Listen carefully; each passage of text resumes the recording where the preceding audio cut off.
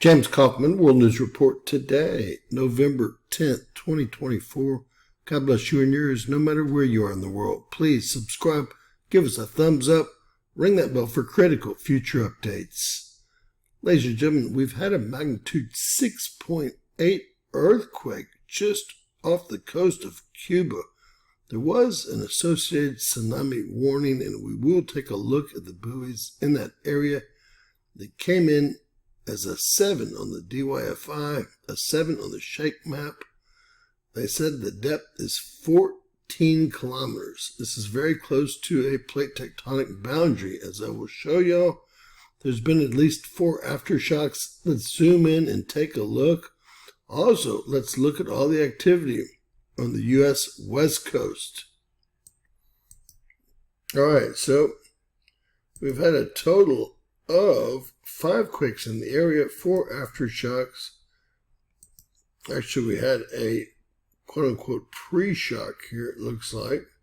Before the 6.8, we had a 5.9. Looks like just about an hour beforehand. But the 6.8 is the big story of the day. You can see it's just off the coast of Cuba there, near Guantanamo Bay. And this is along a plate tectonic boundary here, as you can see. Let's get some additional information. Heading over to volcanoesandearthquakes.com, you can see that this looks like a situation that had several aftershocks, maybe more than are being reported by the USGS.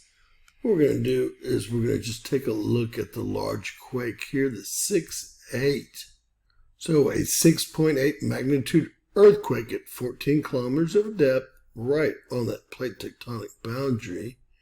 There was an associated tsunami warning. The French came in at a 6.3, which means it must have been a very large quake. Let's get some additional information. Over to volcanodiscovery.com, we have a very strong 6.8 earthquake, 39 kilometers south of Bartolomé Maceo, Cuba, Sunday, November 10th. We have the USGS as our main reporting source right here. They're also calling out at 14 kilometers, magnitude 6.8. 14.9 atomic bombs worth of energy were released here. That is a very strong earthquake. So, comparing quake data from different agencies around the globe, we have the USGS coming in at a 6.8 magnitude earthquake, 14 kilometers. We have Germany coming in at 6.7 at the default depth of 10 kilometers. A depth of 10 kilometers often means the depth of the quake could not be determined with sufficient accuracy. We have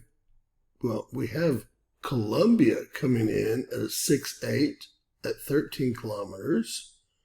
We have the French coming in at 6.3, always the lowest on the boards, default depth of 10 kilometers. Australia coming in at a 6.6, default depth of 10 kilometers.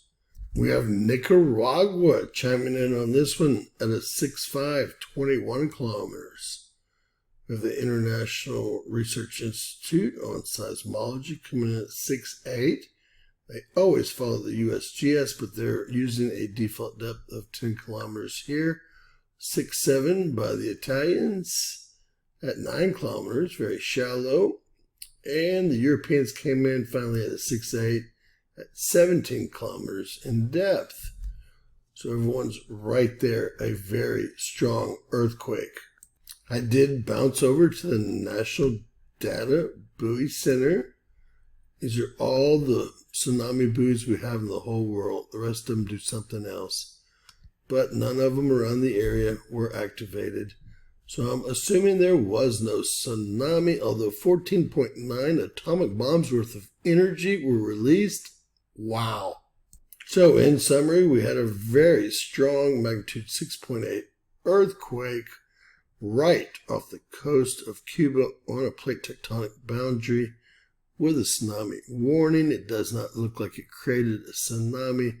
The depth, according to the USGS, was 14 kilometers, and this is probably just as the shelf is dropping off here. With that said, God bless you and yours. There were 4 additional earthquakes in the area, 1 preceding the 6.8 and 3 aftershocks. Please share, subscribe, and always remember, anything's possible. Bizarro world. God bless you all.